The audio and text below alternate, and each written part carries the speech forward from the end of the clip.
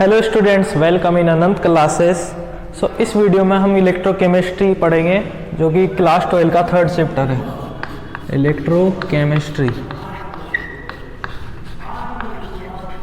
विद्युत रसायन। ठीक है, थर्ड चैप्टर इसकी फर्स्ट वीडियो है। तो सबसे पहले इसमें कुछ बेसिक चीज़ें अपन देखेंगे जो कि अपने आगे पूरे चैप्टर में काम आएगी। तो सबसे पहले आता है रेडॉक्स रिएक्शन। रेडॉक्स रिएक्शन क्या होती है? रेडॉक्स में अपन जानते हैं ऑक्सीडेशन होता है और रिडक्शन होता है। अभी ऑक्सीडेशन क्या है और रिडक्शन क्या है वो देख लेते हैं एक बार। तो एक होता है ऑक्सीडेशन, मैं लिख देता हूँ ऑक्सीडेशन, एक होता है रिडक्शन।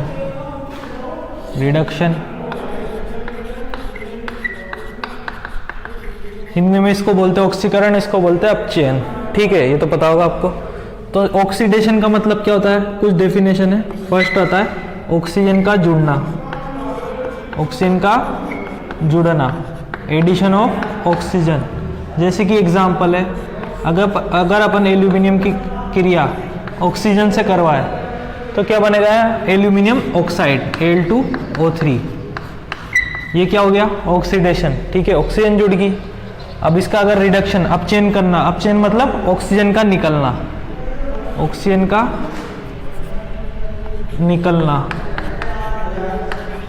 निकलना क्या होगा यहाँ पे? अपचयन। तो ऑक्सीजन कैसे निकलेगी? देखो, अगर Al2O3 की क्रिया में कार्बन से करवाऊं, अब कार्बन क्या है? यहाँ एल्यूमिनियम से ज्यादा क्रियाशील है, तो यहाँ से ये CO2 बन के निकल जाएगी। तो एल्यूमिनियम प्लस CO2, यहाँ क्या हुआ? ऑक्सीजन निकल गई, तो यहाँ क्या हो गया? अपचयन हो गया। सेकंड बात आती है हाइड्रोजन का निकलना। इधर आएगा हाइड्रोजन का निकलना, रिमूवल ऑफ हाइड्रोजन।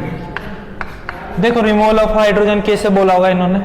सबसे पहले जैसे मान लो अपन किसी भी हाइड्रोकार्बन की क्रिया अपन ऑक्सीजन से करवाते तो हमेशा CO2 बनती है, ध्यान रखना। कोई सा भी हाइड्रोकार्बन हो उसकी क्रिया अगर अपन ऑक्सीजन से करवाएंगे तो CO2 बनती है। अब देखो यहाँ से क्या बनेगी? CO2, और यहाँ से क्या निकल जाएगी? H2। ठीक है, तो देखो यहाँ पे कार्बन का तो ऑक्सीकरण हुआ क्योंकि इसके साथ ऑक्सीजन जुड़ गई, साथ में क्या निकल गया? हाइड्रोजन निकल गया। तो अपन ये भी कह सकते हैं ऑक्सीजन का कुछ जुड़ना, दूसरी ओर हाइड्रोजन का निकलना। इधर क्या हो जाएगा? एडिशन ऑफ हाइड्रोजन, मतलब हाइड्रोजन का जुड़ना। वो कैसे? देखो, अगर ये मान लो अपने पास क्या है? एथीन। इसकी अगर अपन प्लेडियम उत्प्रेरक की उपस्थिति में हाइड्रोजन से क्रिया करवाते हैं तो क्या बनेगा? ये एथीन है, एथेन बन जाएगा ये CH3। तो ये क्या हुआ? हाइड्रोजन जुड़ गई। इसका मतलब क्या हो गया? यहाँ पे अपचयन हो गया। थर्ड बात आती है लॉस ऑफ इलेक्ट्रॉन, इलेक्ट्रॉन का त्याग होना। इलेक्ट्रॉन का त्याग होना क्या होता है? ऑक्सीकरण।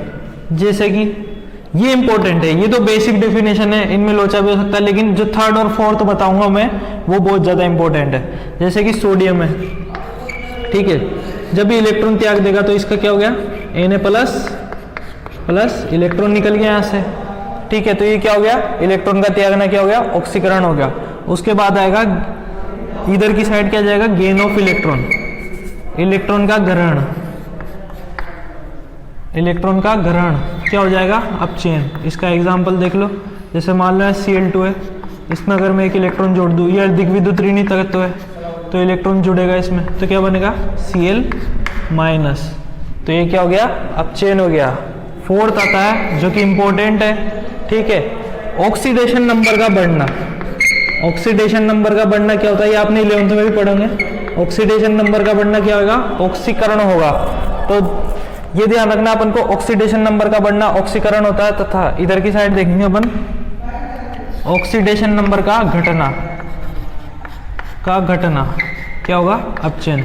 ठीक है, तो ऑक्सीडेशन नंबर अगर बढ़ता है, जैसे मान लो यहाँ ऑक्सीडेशन नंबर 0 है, अब यहाँ क्या हो गया? +1, तो ऑक्सीडेशन नंबर बढ़ गया, तो यहाँ क्या हो गया? ऑक्सीकरण। यहाँ पे ऑक्सीडेशन नंबर क्या है? 0। अब यहाँ इलेक्ट्रॉन जुड़ गया, यहाँ क्या हो गया? -1, यानी क्या हो गया? 0 से -1, ऑक्सीडेशन नंबर घट गया, तो क्या हो गया यहाँ पे? अपचयन। ये होगी ऑक्सीडेशन की बात। ठीक है, इसके बाद अपन देखते हैं इसके बाद देख लेते हैं अपन ये क्या होता है ऑक्सीडेशन स्टेट सबकी।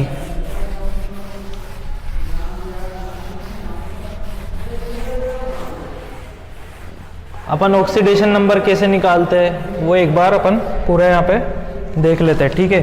तो ऑक्सीडेशन नंबर निकालने के लिए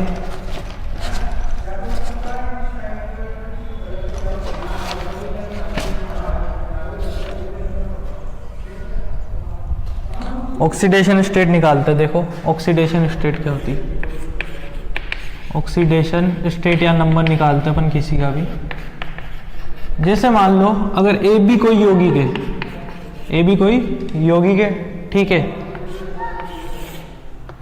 अगर इसमें ए और बी की इलेक्ट्रोनेगेटिविटी विद्युत ऋणता बराबर हो, विद्युत ऋणता क्या होती है, इलेक्ट्रॉन को अपनी ओर खींचने की क्षमता। अगर ए की भी क्षमता बी के बराबर हो तो क्या एक दूसरे की तरफ इलेक्ट्रॉन खींचेंगे, क्या नहीं खींच पाएंगे, ठीक है। नहीं खींच पाएंगे तो इनके ऊपर चार्ज आएगा क्या, नहीं आएगा। तो ऑक्सीडेशन स्टेट क्या हो जाएगी, ए एंड बी की जीरो। फर्स्ट केस आ गया electron negativity of A equal to electron negativity of B. विद्युत ऋणता बी की और ए की क्या हो जाए, इक्वल।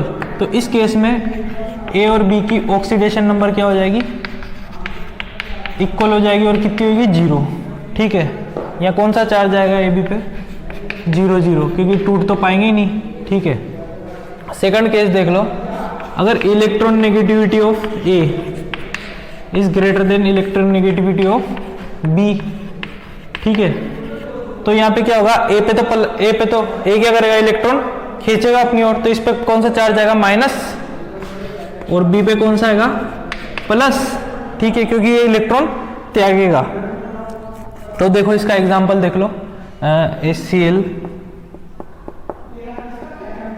इसका एग्जांपल ये देख लो, चलो HCl है। अब देखो विद्युत ऋणता इनमें से किसकी ज्यादा है, Cl की, तो ये अपनी और इलेक्ट्रॉन खींचेगा। तो अगर इस पे अगर इसका ऑक्सीडेशन नंबर पूछे HCl का, तो यहाँ कौन सा होगा, -1, यहाँ क्या होगा, +1। और ओवरऑल जो ऑक्सीडेशन नंबर होता है पूरे का, अगर यौगिक का पूछो तो वो क्या होगा, 0, ठीक है। इसका पूछो तो क्या होगा, इसमें +1, इसका पूछो तो क्या होगा, -1। ऐसे ही अगर इलेक्ट्रॉन नेगेटिविटी ऑफ बी, यहाँ लेस कर लो, A is greater than electron negativity of B, यहाँ प्लस कर लो, यहाँ माइनस कर लो। तो यहाँ कौन सा चार्ज आएगा, ए पे कौन सा चार्ज आ जाएगा, माइनस, और ये बी प्लस। ओवरऑल क्या रहेगी, 0, ठीक है। ये आपने पढ़ लिया होगा 11th में, एक बार रिवाइज करा रहा हूँ। और आगे और रूल देख लेते हैं अपन, एक और यही लिख देता हूँ, किसी भी अणु या परमाणु की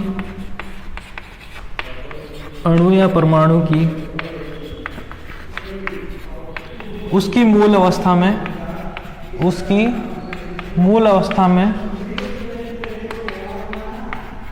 अवस्था या मुक्त अवस्था, कुछ भी कह सकते हैं, मूल अवस्था या मुक्त अवस्था में ऑक्सीडेशन नंबर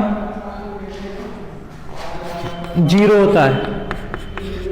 वो कैसे होता है, देखो, जैसे मान लो अपन ने लिख दिया पोटेशियम, ये भी मुक्त अवस्था में, सोडियम, आगे लिख दिया अपन ने कुछ भी, H2 लिख दिया, Cl2 लिख दिया, आगे और भी कुछ भी हो सकता है, O2 लिख दिया, नाइट्रोजन N2 लिख दिया, ठीक है। तो इनकी क्या होगी, ऑक्सीडेशन नंबर F2 लिख दिया, ऑक्सीडेशन नंबर F ही लिख दो। ऑक्सीडेशन नंबर क्या होगी यहाँ पे, 0, क्योंकि क्या है, इनकी एलिमेंट्री स्टेट में। तो यहाँ पे ऑक्सीडेशन नंबर सबकी क्या होगी, 0।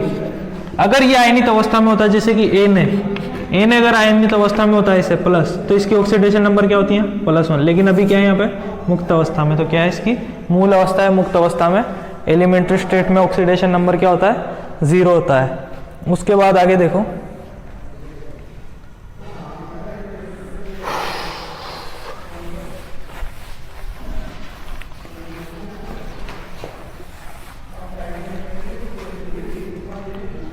अगर ग्रुप 1 मीन्स एस ब्लॉक में अगर ग्रुप 1 के तत्व यौगिक बना है तो वहां पर उनकी ऑक्सीडेशन नंबर +1 होती है। जैसे कि एस ब्लॉक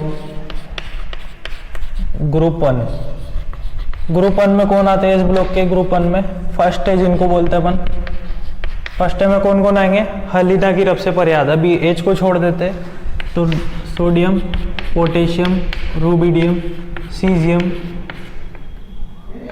ठीक है, फ्रांशियम रेडियो एक्टिव है, सीजियम तक लिख देते हैं अपन। तो इनकी क्या होगी ऑक्सीडेशन नंबर +1। क्यों होगी? अभी नहीं, मोल अवस्था में तो 0 होगी, लेकिन जब ये यौगिक बनाएंगे, जैसे कि मान लो NaCl बना लिया, तो ये क्या है? धातु है। धातु क्या करती है? इलेक्ट्रॉन का त्याग करती है, मतलब खुद पे तो धनायन बनाती है, इलेक्ट्रॉन का त्याग करके धनायन बनाती है। तो यहाँ क्या चार्ज होगा? इस पे +1, यहाँ क्या होगा? -1। ओवरऑल हमेशा क्या रहेगा? 0, क्योंकि ये पूरा मुक्त यौगिक है। ओवरऑल तो 0 होगा। जैसे कि KCl बन जाएगा, तो यहाँ +1, यहाँ पे -1। उसके बाद देख लो, ये तो फर्स्ट ब्लॉक हुआ। एस ब्लॉक की सेकंड ब्लॉक, एस ब्लॉक के सेकंड ग्रुप, सेकंड ए में क्या आता है? बेटा मांगेकार scooter, beryllium, magnesium, calcium, strontium, ठीक है। तो इनकी क्या होगी? हमेशा +2 होगी। ये जल्दी जल्दी पढ़ा रहा हूँ मैं शॉर्ट में। जैसे कि एग्जांपल देख लो आप, MgCl2, तो अगर Mg सिंगल ऐसे अकेला पड़ा हुआ है फ्री, तो यहाँ तो 0 रहेगी, लेकिन जब ये यौगिक में जुड़ गया तो यहाँ पे Mg +2, Cl की क्या रहेगी? हेलोजन की क्या रहती है? हमेशा -1, क्योंकि ये सबसे ज्यादा विद्युत ऋणी होते हैं, ठीक है। और ओवरऑल क्या रहेगी? जैसे -1 × 2 करेंगे अभी तो +2। अब देखो ओवरऑल कैसे 0 था, वो भी देख लो एक बार। ये +2 × -1 × कितने? यहाँ पे 2, तो कितना आएगा? +2 -2 0 हो गया, ठीक है। ये आ गया होगा आपको समझ में। उसके बाद आगे देख लेते हैं अपन हाइड्रोजन की। अब हाइड्रोजन की +1 भी होती है और हाइड्रोजन की -1 भी होती है। वो कैसे होती है? अगर हाइड्रोजन ऐसे तत्वों के साथ जुड़ा है जो कि इलेक्ट्रॉन को ग्रहण करते हैं, तो +1 होगी। अगर हाइड्रोजन ऐसे तत्वों के साथ जुड़ा है जो कि इलेक्ट्रॉन को त्याग करते हैं, तो उनकी क्या होगी? माइनस। जैसे कि +1 के लिए कैसे होगा? देखो, जैसे मान लो मैंने HCl लिखा, ठीक है। अब क्लोरीन क्या है? विद्युत ऋणी है हाइड्रोजन से, तो ये क्या करेगा? इलेक्ट्रॉन खींचेगा। तो यहाँ कौन सा चार्ज होगा? +1 -1। यानी जब भी हाइड्रोजन नॉन मेटल्स के साथ जुड़ेगा, नॉन मेटल्स अधातुओं के साथ जुड़ेगा, अधातुओं के साथ जुड़ेगा, तो क्या होगी? हाइड्रोजन की +1। जैसे एग्जाम्पल और देख लो आप, H2, यहाँ पे ऑक्सीजन की कितनी है? -2, हाइड्रोजन की +1। और देख लो आप H2SO4, यहाँ पे भी क्या होगी? इसकी +1, क्योंकि SO4 का क्या होता है? टोटल -2। उसके बाद -1 कब कैसे होगी? जैसे जब ये मेटल्स के साथ जुड़ जाएगा, तो जब भी हाइड्रोजन मेटल्स के साथ जुड़ता है तो क्या बनाता है? हाइड्राइड बनाता है। जैसे मान लो Na के साथ जुड़ गया H। अब सोडियम तो क्या है? धातु, इसकी तो प्रकृति इलेक्ट्रॉन त्यागने की, तो त्यागेगी, तो ये इसको ग्रहण करना पड़ेगा मजबूरी में, तो यहाँ इसका +1, इसका माइनस। पोटेशियम हाइड्राइड +1 -1, ठीक है। ये आ गया होगा आपको हाइड्रोजन का समझ में। उसके बाद अपन देख लेते हैं ऑक्सीजन। तो ऑक्सीजन की ओवरऑल होती है -2 से +2 होती है, पर ज्यादातर केसेस में इसकी -2 होती है, ठीक है। ज्यादातर केसेस में इसकी क्या होती है? -2 होती है। जैसे कि एग्जांपल देख लो, H2SO4, यहाँ पे इसकी +1 और इसकी -2, और H2SO4, KMnO4, इन सब में क्या होगी? इसकी -2 होती है, ठीक है। और देख लो आप, उसके बाद एक और H2O2 परोक्साइड में इसकी क्या होती है? ध्यान रखना, ऑक्सीडेशन स्टेट परोक्साइड में इसकी -1 होती है, परोक्साइड में। जैसे हाइड्रोजन परोक्साइड में इसकी कितनी होगी? -1। और सुपर ऑक्साइड में इसकी -½ होती है। जैसे कि मान लो KO2 पोटेशियम सुपर ऑक्साइड, तो सुपर ऑक्साइड में इसकी क्या होगी? -½ सुपर ऑक्साइड में कितनी होगी? इसकी -½ H2 की -2, H2O2 की, परोक्साइड में ऑक्सीजन की -1 और सुपर ऑक्साइड में -½ ज्यादातर केसेस में -2 होती है, ठीक है। एक और केस देख लो इसका, चूंकि अपन को पता है फ्लोरीन जो है हाईएस्ट इलेक्ट्रॉन नेगेटिव होता है, हाईएस्ट इलेक्ट्रॉन नेगेटिव होता है, ठीक है। तो जैसे मान लो अपन ने बना O2F2, अब इलेक्ट्रॉन नेगेटिव है तो ये तो इलेक्ट्रॉन ग्रहण करेगा, तो ऑक्सीजन को तो यहाँ पे इलेक्ट्रॉन देना पड़ेगा। इसकी क्या होगी? -1। तो ऑक्सीजन की कैसे निकालेंगे? 2x 2 × x = 0, तो 2x इक्वल टू क्या आएगी? 2, तो x इक्वल टू क्या आएगी? 1। ये इस केस में क्या होगी, ऑक्सीजन फ्लोराइड के केस में +1, ठीक है, ये ध्यान रखना आपने। अब देखो आगे, ये तो ऑक्सीडेशन स्टेट की बात हुई। अब बात कर लेते हैं अपन एन फैक्टर। एन फैक्टर होता क्या है,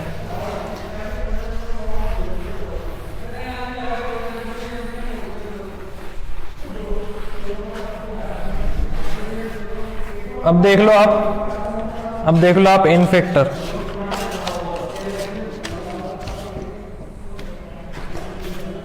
एन फैक्टर, अब देखो किसी भी तत्व की उसकी एलिमेंट्री स्टेट में जो रहेगी ऑक्सीडेशन नंबर क्या रहेगी, 0। जब वो आयनिक अवस्था में ज्यादा है तो उसकी क्या हो जाती है, उसके आयन के अनुसार ऑक्सीडेशन स्टेट हो जाती है। जैसे एल्यूमिनियम की क्या रहेगी, एल्यूमिनियम की सिंगल रहेगा तो 0 रहेगी, लेकिन जैसे Al2O3 के साथ जाएगा तो क्या हो जाएगी यहाँ पे +3, ठीक है। आगे देखो एन फैक्टर क्या होता है, जैसे मान लो अपन को एग्जाम्पल से समझ में आ जाएगा, सोडियम की ऑक्सीडेशन स्टेट तो क्या है 0, लेकिन अगर ये आयनिक अवस्था में जाएगा तो किस तरह से जाएगा, +1 की तरह। तो यहाँ पे एन फैक्टर क्या होगा इसका, +1, ठीक है। Mg की ऑक्सीडेशन अवस्था भी 0 है, लेकिन अगर इसका एन फैक्टर लिखूं, मतलब ये आयनिक अवस्था में ज्यादातर कैसे रहता है, एन फैक्टर इसका क्या होता है +2। देखो सोडियम का +1 क्यों आया एन फैक्टर, सोडियम कैसे बन रहा है 1s2 2s2, सोडी कितना रहता है 11, 1s2 2s2 2p6 और 3s1, ठीक है। अब देखो अगर इसको स्थायी होना पड़ेगा तो कितने इलेक्ट्रॉन त्यागेगा, 1। तो ये किसकी तरह विन्यास ग्रहण कर लेगा, अक्रिय गैसों की तरह, जो कि सबसे ज्यादा स्थायी होता है, नियोन की तरह कर लेगा ये, ठीक है। तो इसलिए इसका एन फैक्टर 1 है। ऐसे मैग्नीशियम का +2 है, किसी का भी लो अपन, जैसे क्लोरीन का एन फैक्टर, ये स्थायी होने के लिए क्या करता है, इलेक्ट्रॉन त्यागता है, तो इसका एन फैक्टर क्या होगा -1। आप किसी का भी लिख लो, ऑक्सीजन। हाँ अभी कुछ और एग्जाम्पल, एक चीज समझना, जैसे H2 लिख रहा है, Cl2 लिख रहा है, O2 लिख रहा है, ठीक है। अब तीनों के एग्जाम्पल समझना है एन फैक्टर के लिए। हाइड्रोजन ये 2 है, अभी सिंगल नहीं है, अगर इसका पूछता है एन फैक्टर तो क्या होता है +1, लेकिन यहाँ पे क्या है, ए से जुड़ा हुआ है, अगर देखा जाए तो +1 -1, तो ये क्या हो रहा है, यहाँ पे 2 हो जाएगी, तो यहाँ पे एन फैक्टर 2 होगा। समझ जाना इसको क्यों होगा, ज्यादा डिटेल में नहीं जाएंगे। क्लोरीन है, त्याग भी सकता है और दे भी सकता है, -1 से +1 होगी, तो यहाँ पे भी क्या होगा इसका 2, 1 1 2। यहाँ पे कितना होगा इसका, ऑक्सीजन का क्या रहता है, ऑक्सीडेशन स्टेट -2, तो इधर +2, मतलब देखा जाए -2 की तरह, तो इसका हो जाएगा +4, ठीक है। और देख लो आप कॉपर का एन फैक्टर कितना होगा 2, ज्यादातर 2 होगा। Fe का एन फैक्टर कितना होगा 2। ये सब क्वेश्चन में काम आएंगे, जो आगे आपको धीरे धीरे समझ में आ जाएंगे, अभी के लिए इतना ही काफी है। एल्यूमिनियम का बोल दो आपको, एल्यूमिनियम का कितना होगा एन फैक्टर 3, क्योंकि ये एल्यूमिनियम +3 बनाता है। आज के लिए इतना ही इस वीडियो में, ये बेसिक जानकारी है। अब चैप्टर अपन इसके बाद स्टार्ट करेंगे। Thank you, like share subscribe जरूर करें। के बाय।